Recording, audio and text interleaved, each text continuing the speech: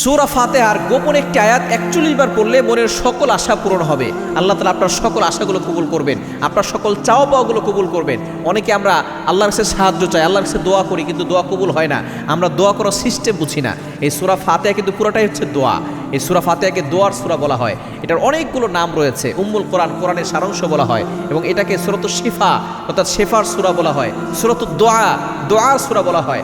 আমরা আল্লাহর কাছে কীভাবে দোয়া করবো সেটা আল্লাহ তাআলা আমাদেরকে এখানে শিখিয়ে দিয়েছেন। আল্লাহর প্রশংসা কীভাবে করবো সেটা আমাদেরকে শিখিয়ে দেওয়া হয়েছে। আপনি অসুস্থ আছেন, এই সূরা ফাতিহা 7 বার করে পানিতে ফু দিয়ে খেতে পারলে আল্লাহ তাআলা আপনার শেফা দান করবেন, আপনার রোগ ভালো করে দিবেন, আপনাকে আল্লাহ তাআলা সুস্থ করে দিবেন। এই সূরা ফাতিহার গোপন একটা আয়াত এই জন্য বললাম, কেননা এই আয়াত সম্পর্কে আমরা অনেকেই জানি না। সূরা ফাতিহার ভিতরে চমৎকার একটা আয়াত হচ্ছে ইয়্যাকা না'বুদু ওয়া ইয়্যাকা নাস্তাঈন। এটা আমরা সকলে জানি না। I worship you, I ask you for help. Allah, তোমার ইবাদত করি, তোমার কাছে সাহায্য চাই।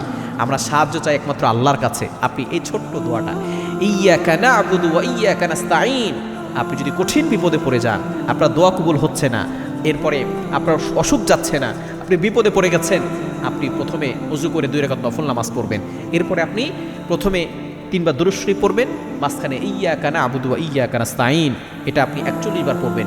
শেষে আবার 3 বার দুরূদ শরীফ পড়ে আপনি আল্লাহর কাছে দোয়া করবেন। দোয়া তুলে আপনি একেবারে বিনয়ী হয়ে আল্লাহর কাছে বলবেন, আল্লাহ আমি তো বিপদে পড়ে গেছি, আল্লাহ আমি তো অভাবে পড়ে গেছি, আল্লাহ আমি তো কষ্টে পড়ে গেছি, আল্লাহ আমার কষ্ট দূর করে দাও, আল্লাহ আমার অভাব দূর করে দাও, আল্লাহ আমার সকল বিপদ আপদ থেকে তুমি আমাকে হেফাজত করো। এভাবে যদি আপনি দোয়া করতে পারেন, দেখবেন অল্প কয়েকদিনের ভিতরে আপনার সকল দোয়া কবুল হয়ে যাবে।